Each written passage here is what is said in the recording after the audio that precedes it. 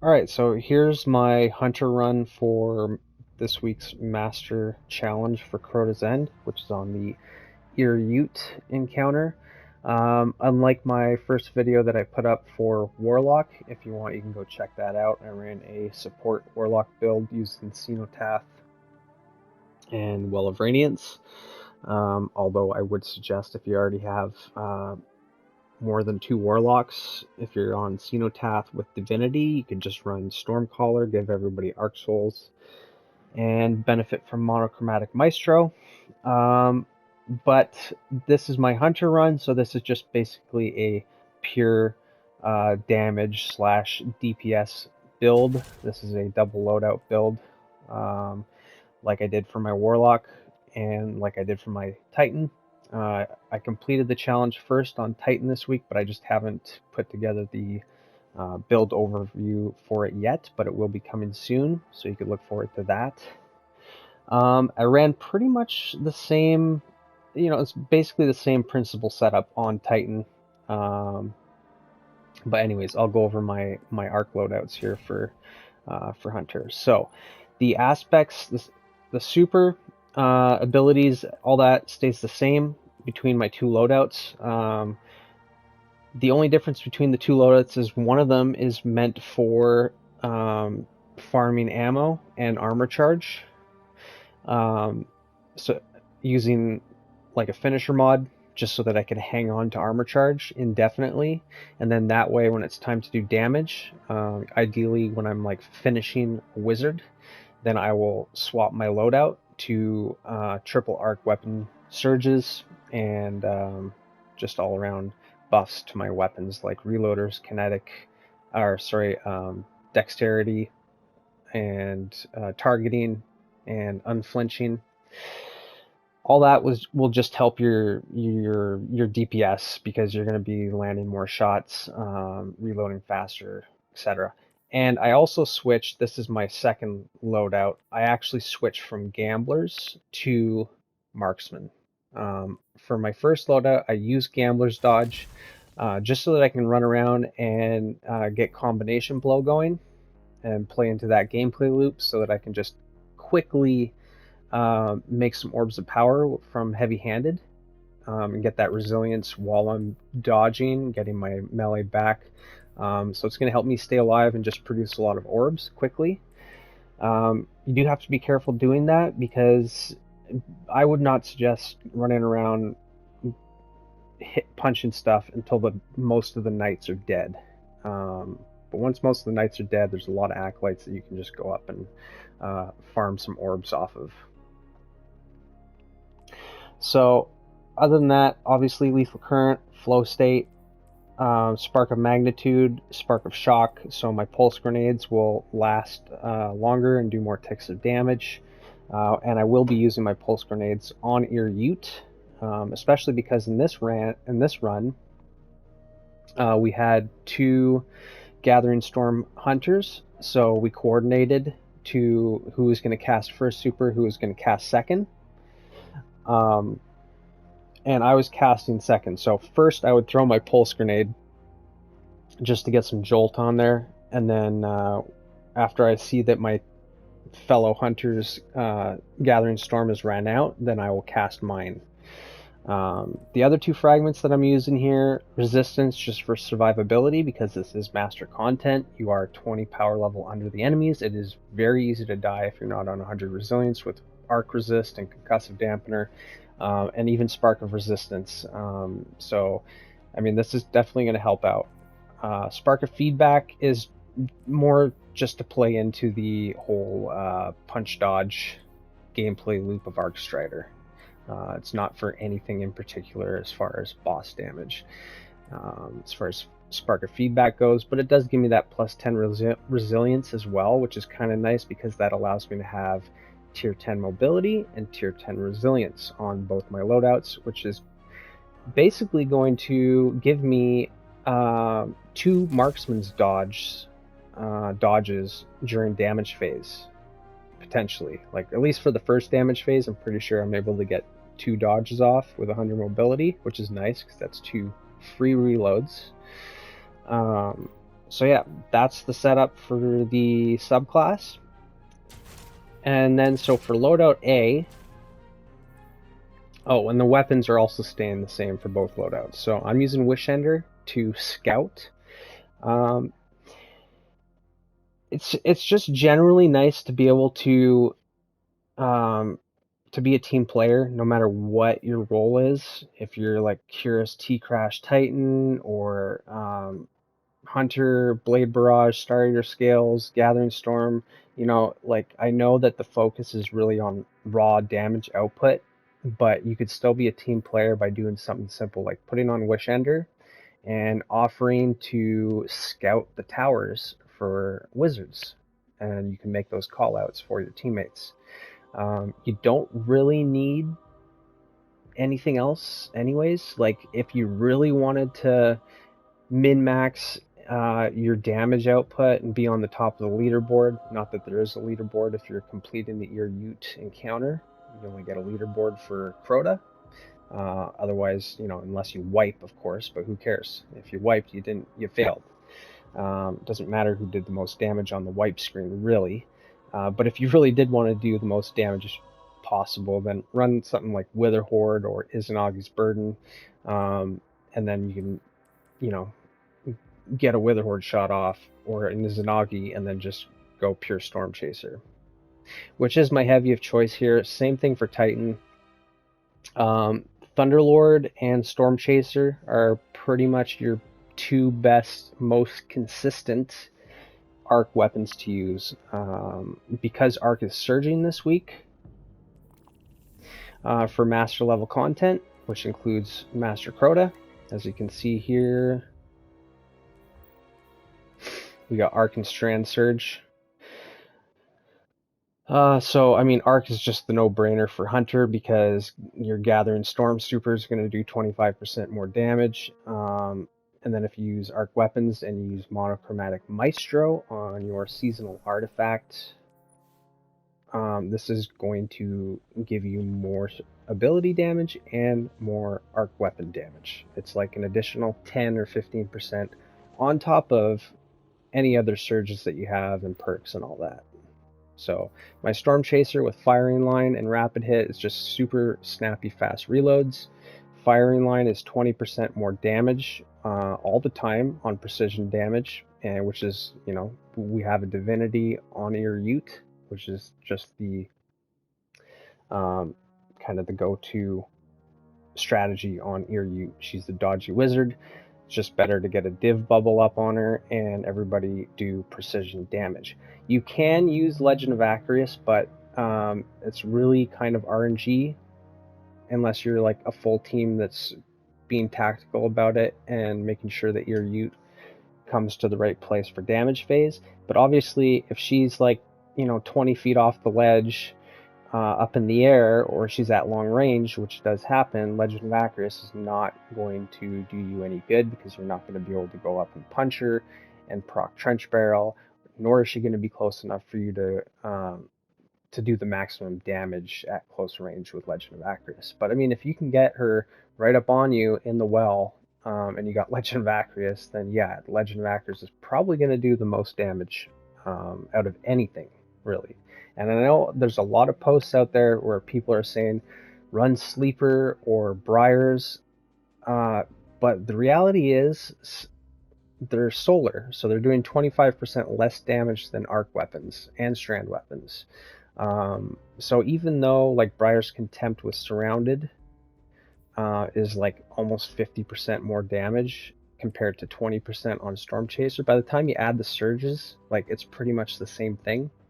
So unless you have a Briar's Contempt with Surrounded, then you really have no reason to run Solar. Because Sleeper Simulant, even though it didn't get the linear nerf way back, it's still not as good as Storm Chaser or Thunderlord with the 25% surge from the weekly modifier.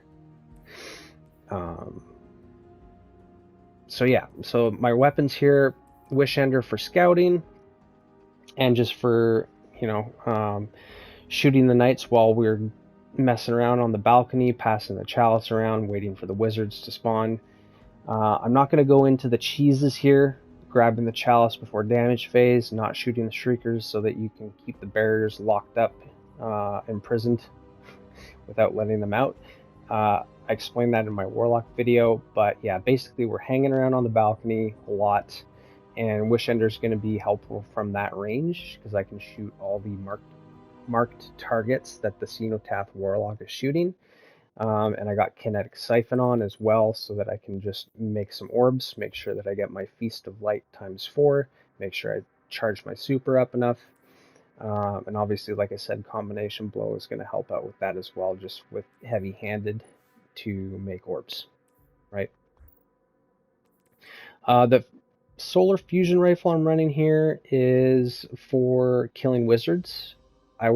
In this run, I was first to grab Chalice. So it makes sense that I am going to kill a wizard.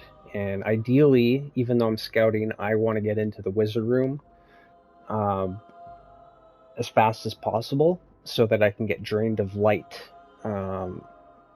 Because the faster I get drained of light, the faster I will be able to pick up the chalice for the second damage phase. So like in the middle of the first damage phase, while doing damage, I will have to abort the well, abort damage, go down, pick up the chalice, and then that way we will have enough enlightened for the second damage phase without expiring the Dark Liturgy debuff and wiping.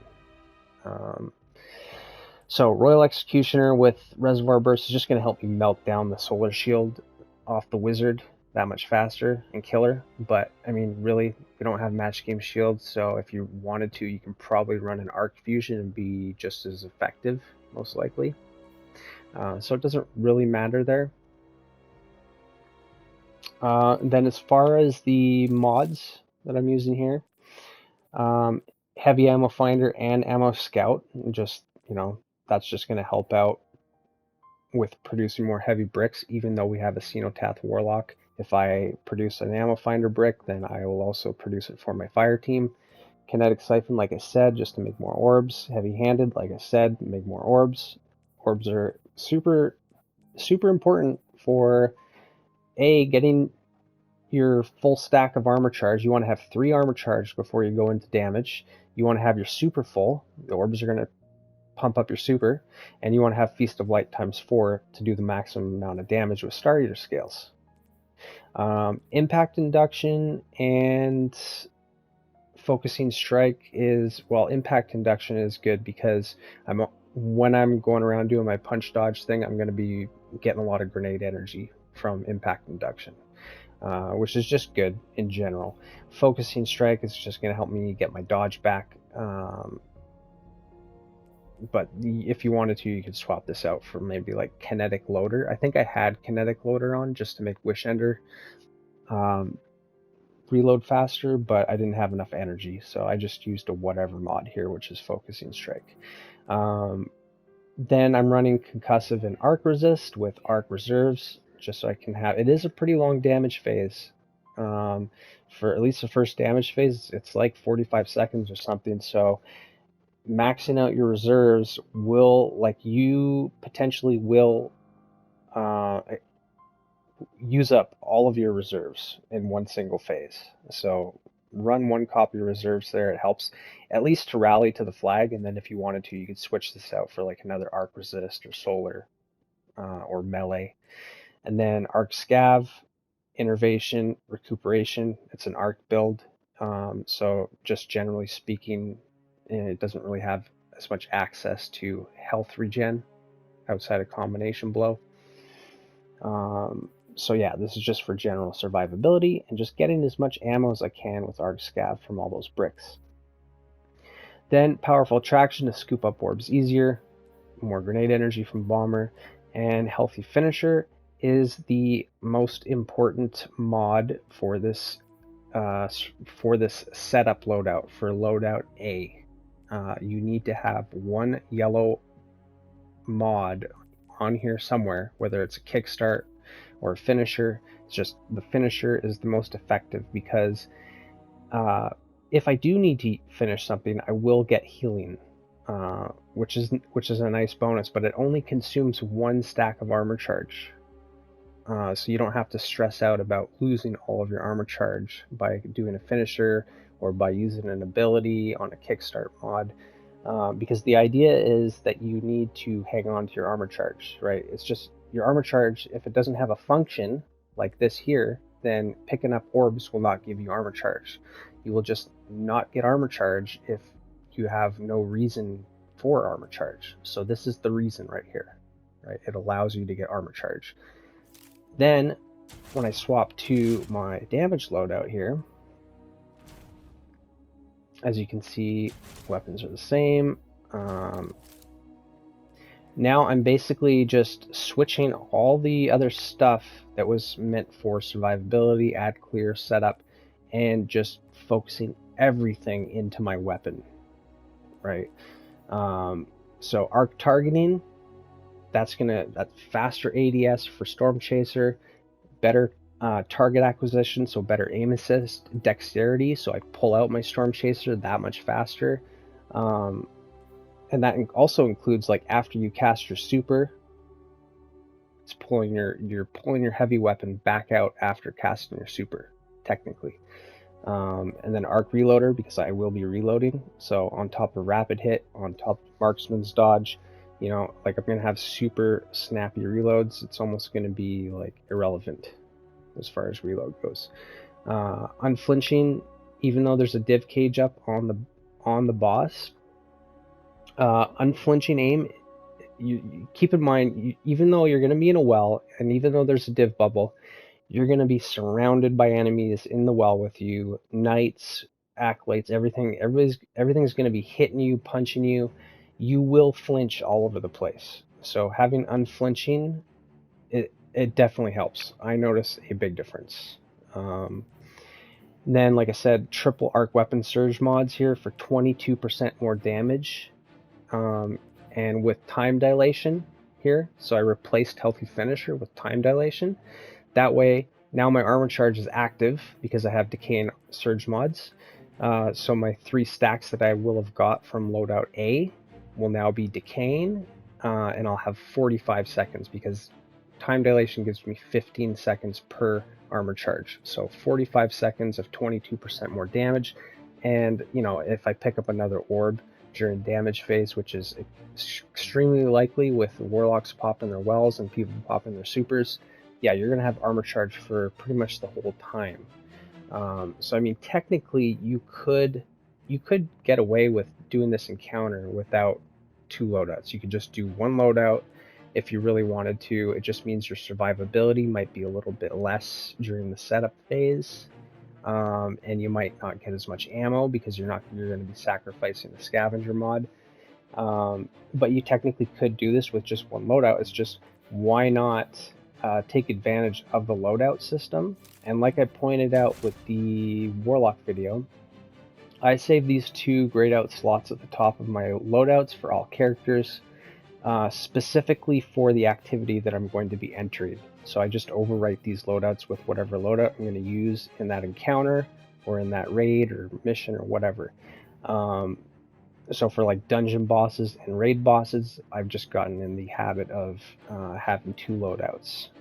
Not in every situation, but in many, probably most scenarios where you're doing a boss encounter, it's just extremely useful to have 2 loadouts. And this is all you have to do. You just have to, while you're in the activity, you wait for the opportune moment, such as doing a finisher on an enemy, or casting your super, or just taking cover somewhere where you know you're going to be safe for a few seconds, you know, just a couple seconds. On PS5, I press options, press left on the D-pad, and look where my cursor is. It's already on slot 1. So all I have to do is move my cursor this much. And we know on console how long it takes to move your cursor. This is the maximum cursor speed on console. It's ridiculous. So you do not want to go down here and look for your loadout to swap to. You want to just keep them up here. It's super fast, super easy to swap, back out, and now you're back in the game and you've got the right loadout for the right situation. I will point out though, the reason that I went over all this stuff first as far as my subclass goes is because if you do not have your fragments and aspects in the same order and the same ones, everything has to be identical in both loadouts. Because if they are not identical, when you go to swap loadouts, you lose all your abilities.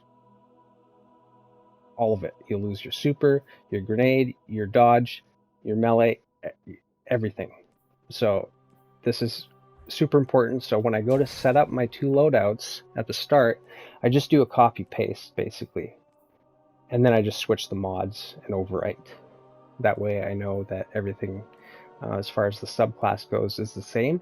But like I said, the only thing that I changed, it's not an aspect or a fragment. These are the same in both loadouts, but you can change your abilities. You can swap from a long cooldown ability to a short cooldown ability. So because I started on Gambler's Dodge, which is a 38-second cooldown, I then swapped to Marksman's Dodge on my second loadout. It is a shorter cooldown. I get to retain my charge. If it was the other way around, if I started with Marksman's Dodge and then went to switch to a loadout with Gamblers, I would lose the ability and I'd have to wait for the cooldown. Same thing goes for grenades. So if I switched from Pulse to, say, Flux Grenade, which is a long cooldown, then I would lose the grenade entirely and have to wait 2 minutes and 32 seconds or whatever. So that, just to note, that is something that you could do. So yeah, that's pretty much the build.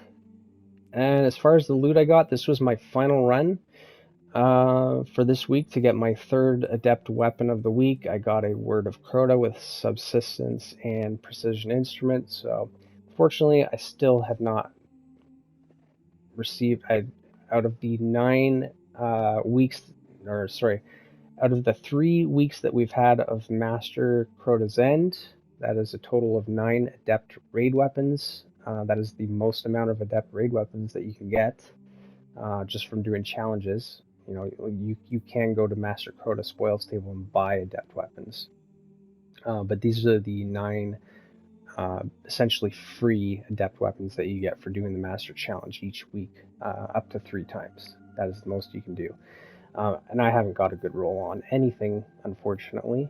But yeah, it's fun. It's a good challenging activity, and it's fun to find a fire team where you can synergize with everybody. Sometimes it just doesn't go that way. Honestly, like it's Thursday today, and I started doing this on reset on Tuesday. And unlike the bridge encounter, I think on bridge, for the bridge challenge, I got all the challenges done on all 3 characters in the same night. But with Ear Ute, I've probably spent a good 6 hours to do it on 3. It's just a matter of finding the right fire team, really, that you can synergize with. If you have to spend more than an hour with a single fire team, like if you fail like 3 times, just go with like a 3-strike policy. Maybe you really like the people that you're playing with. Maybe everybody's really nice. Maybe you do have the potential to do it, but if you fail 3 times in a row, I'd probably just back out and be like, hey guys, sorry, I gotta go. Look for another fire team. Create your own post if you want, and you'll know when you get in a good fire team. You can check people's loadouts and just have a quick discussion with everybody and get on the same page. So once you get on the right fire team, then everything's pretty quick. You can usually do it within 3 tries. But this is a more challenging challenge for Crota than the previous 2, I would say.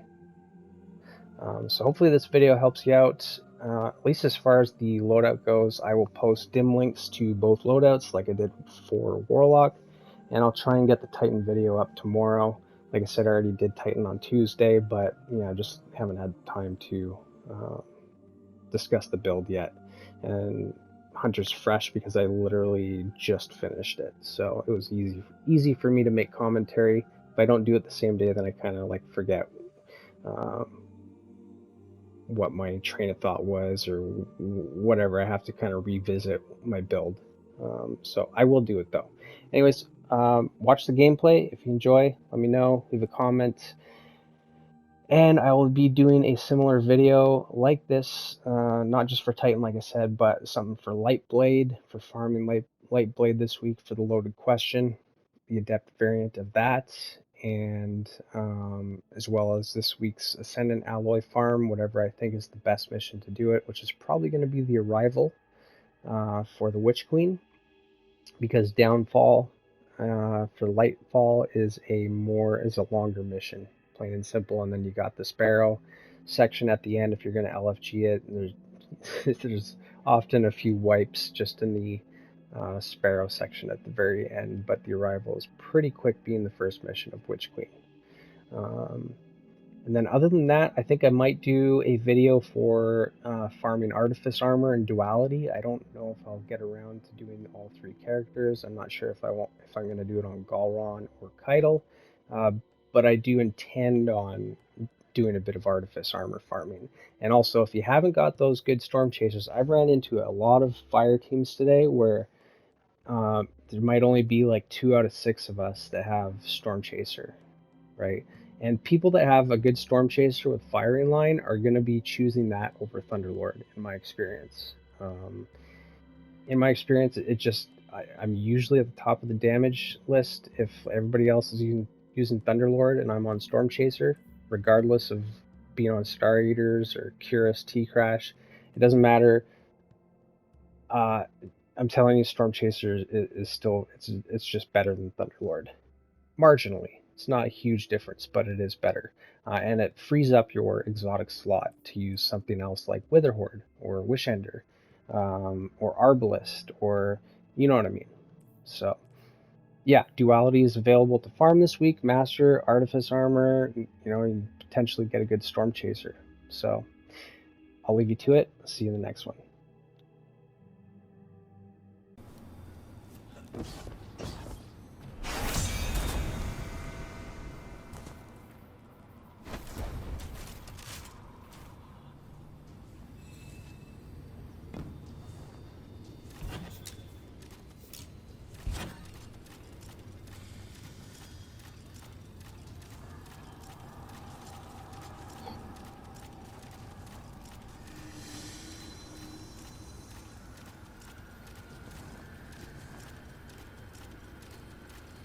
Okay, grab it.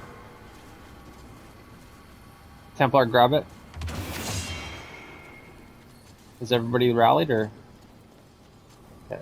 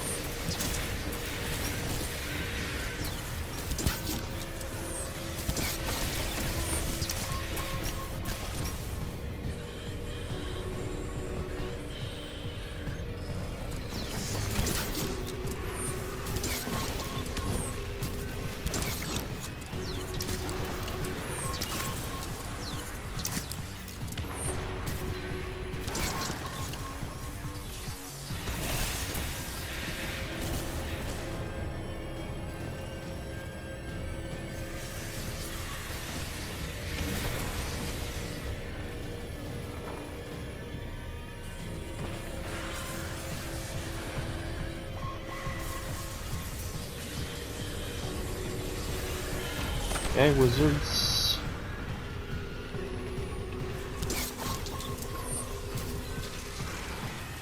Bottom right and bottom, and top right. Yeah. I'm going bottom. I'm going bottom. You go top.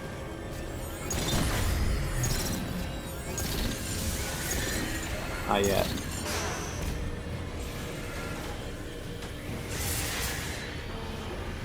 You guys ready? 3, 2, 1.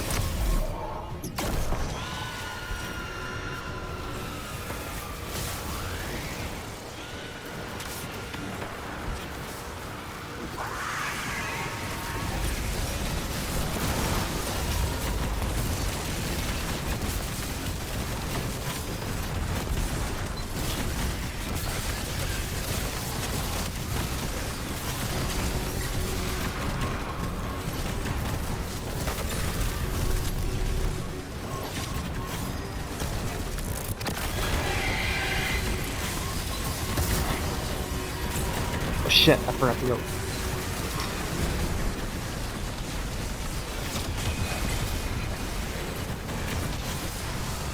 There we go.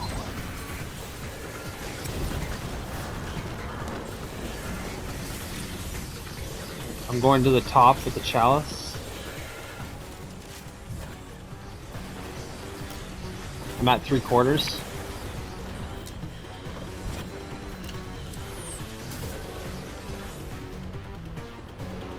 Wizard spawn middle. Grab it.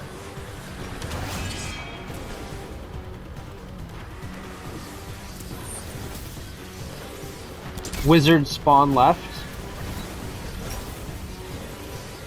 Okay, so spawn middle, spawn left. Should be both right tower.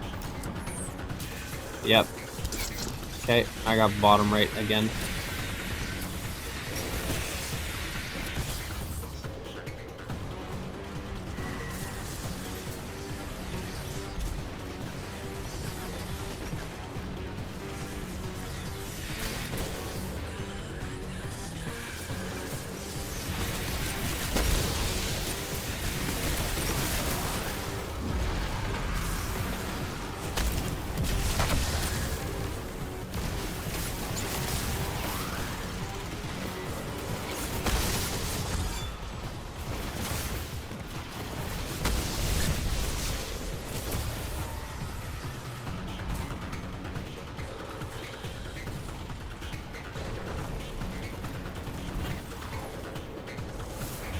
You got all 4 of us in? Okay. Okay, mine's weak.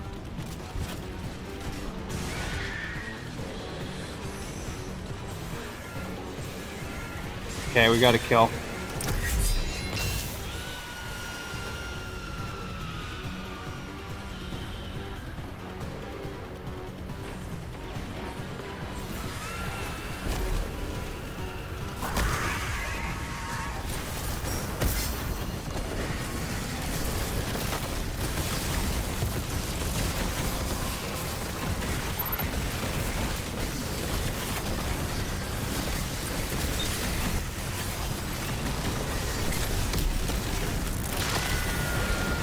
There we go.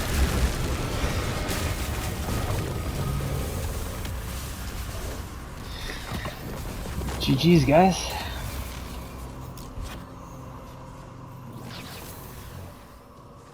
What'd I get? What'd I get?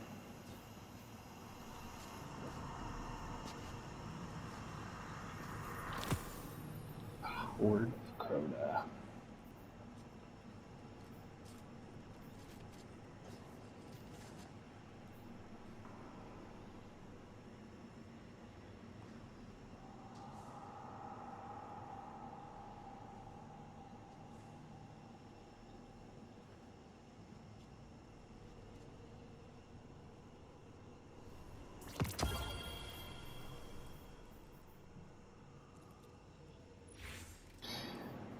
Yeah, not bad. That was my last one.